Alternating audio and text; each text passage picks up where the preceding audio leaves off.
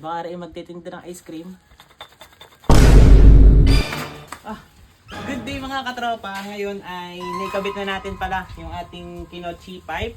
At may bago tayong dating na ipakakabit din natin dito sa ating motor na Mio Sporty. At ito ay panggilid. So bumili tayo ng pulley set.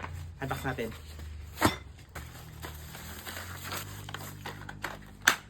Yun.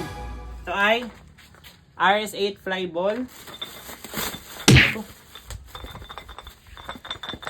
Baka rin magtitinda ng ice cream. Yun. Kita na agad oh. Yun! Sa wakas. RS8. Yan. Para IV belt. Yamaha. Genuine yan. Ano pala ang nakalansing? Yun.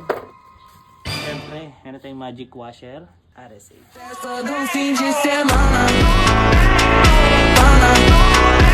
Dahil hindi naman tayo maaaring magkabit na rin, hindi papakabit na lang natin.